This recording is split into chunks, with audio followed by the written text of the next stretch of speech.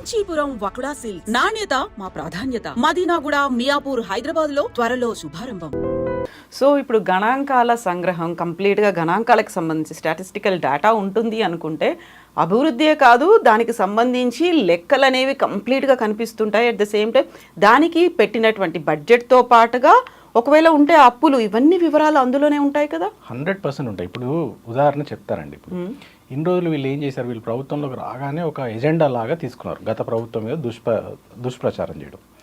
First Kaleshwaram ప్రాజెక్ట్ని తీసుకున్నారు. తీసుకొని కాళేశ్వరం ప్రాజెక్ట్ కూలిపోయింది, కొట్టుకుపోయింది అని ప్రచారం చేశారు.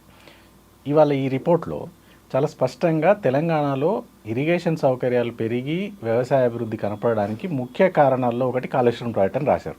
కాంగ్రెస్ ప్రభుత్వమే రాసింది. మరి అంటే ఇన్నాళ్ళు చెప్పింది అబద్ధం అని ప్రూవ్ అయినట్టే కదా. ఇగో అట్లాంటి నిజాలు ఈ రిపోర్ట్ బయటపెడుతుంది కాబట్టి దాన్ని దాచడానికి ట్రై చేస్తున్నారు. ఇప్పుడు నేను ఇంతకుముందు అన్నట్టుగా కాళేశ్వరం ప్రాజెక్ట్ అనేది ఒక ఏమన్నా ఇంజనీరింగ్ వండర్ అంటాం మనం. ఒక కాంప్లెక్స్ ప్రాజెక్ట్ అది. దాంట్లో ఒక్క బరాజ్లో వచ్చిన ఒక చిన్న లోపాన్ని పట్టుకొని చాలా పెద్దగా చేసినారు వీళ్ళు.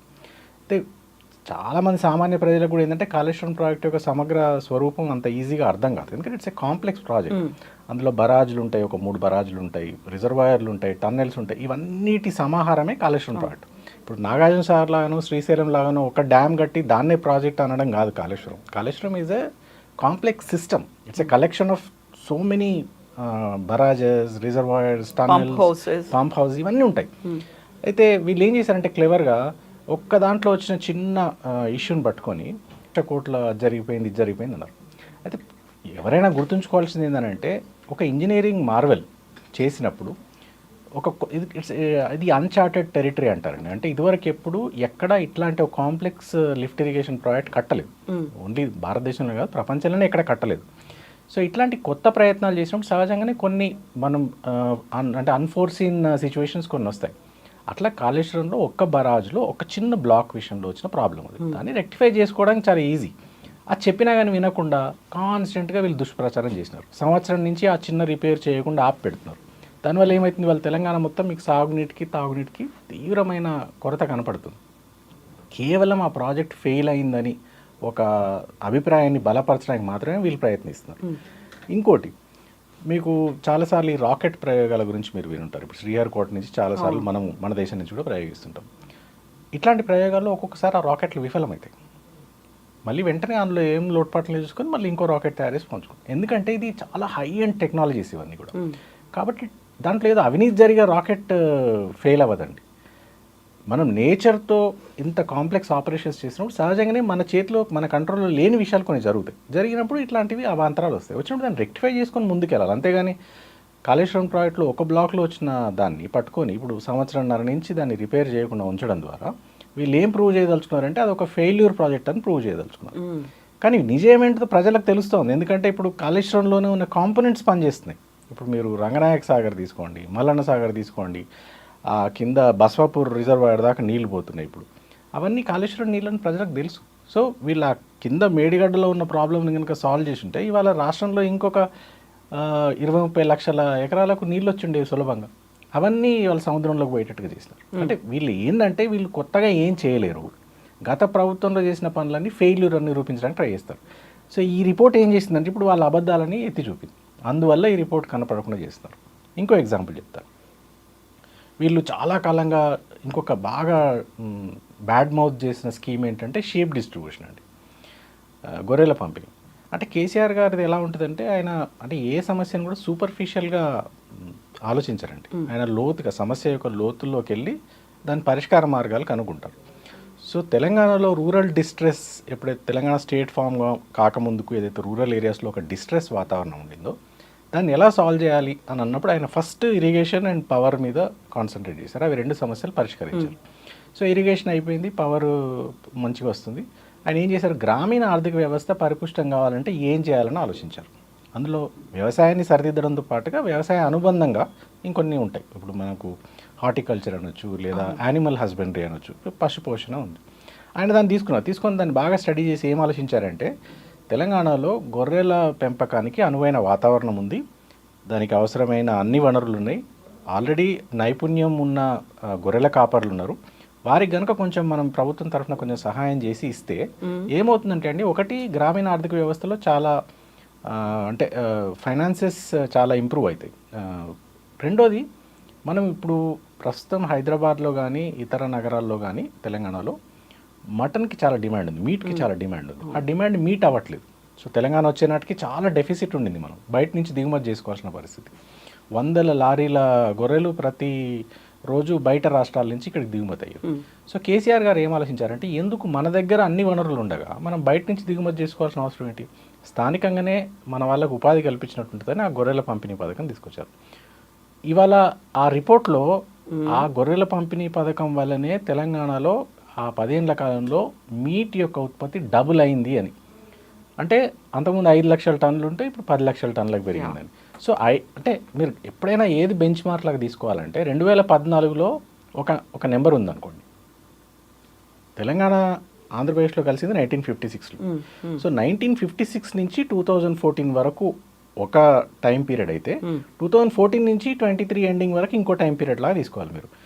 సో ఆ రోజు మీరు 60 ఏళ్ళు కష్టపడి 5 లక్షల టన్నులకు ఒక ఉత్పత్తిని తీసుకురాగలిగితే 10 ఏళ్ళలో మనం దాన్ని 5 లక్షలని 10 లక్షలు చేసామంటే ఎంత గొప్ప విషయం అండి. అంటే 60 ఏళ్లలో చేసిన పనిని మనం 10 ఏళ్లలో డబుల్ చేయగలిగాం. 60 ఏళ్ళలో జరిగిన కృషి 10 ఏళ్ళలో జరిగిందని కదా అర్థం. అట్లా మీరు ఏ గణాంకమైన తీసుకోండి, ఆ రిపోర్ట్ చెప్తున్న ఏ గణాంకమైన తీసుకోండి. జిఎస్డిపి తీసుకోండి, జిఎస్డిపి 3 రెట్లు చేయగలిగాం. 5 లక్షల కోట్లు ఉంటే 15 లక్షల కోట్లకు దాదాపుగా తీసుకొచ్చాం.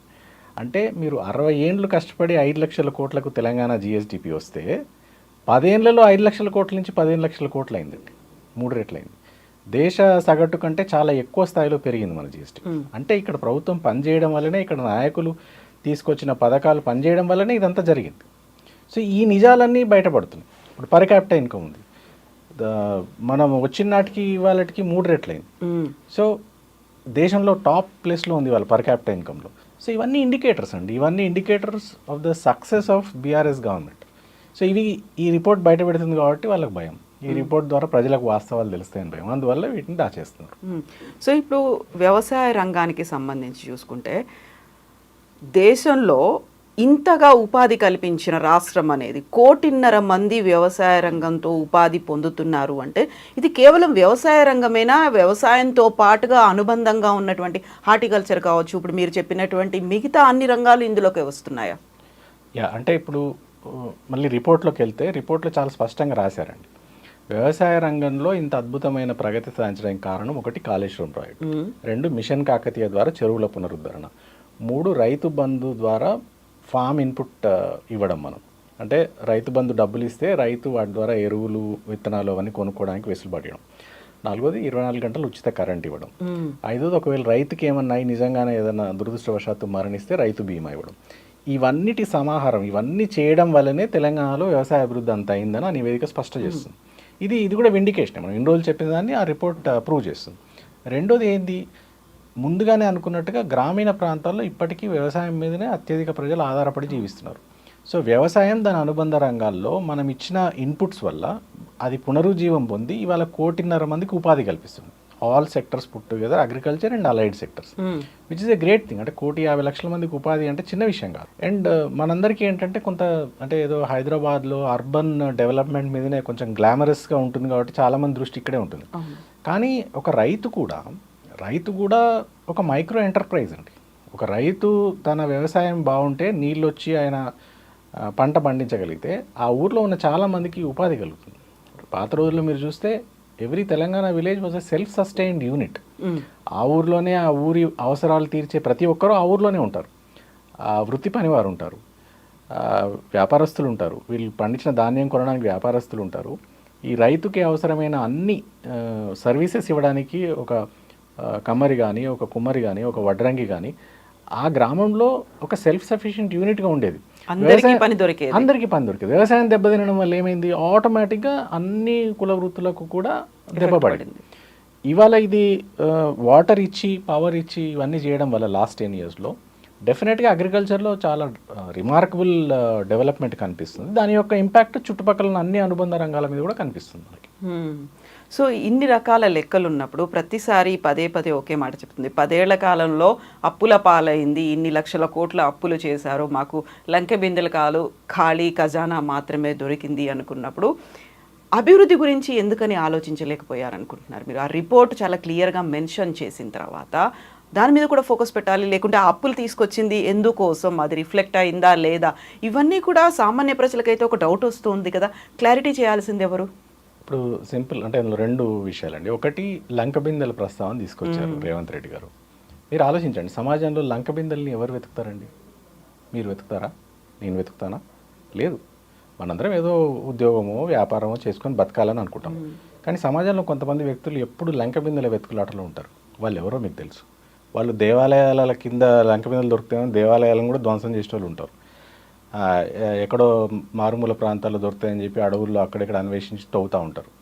అంటే వాళ్ళ గుణం మంచిది కాదండి.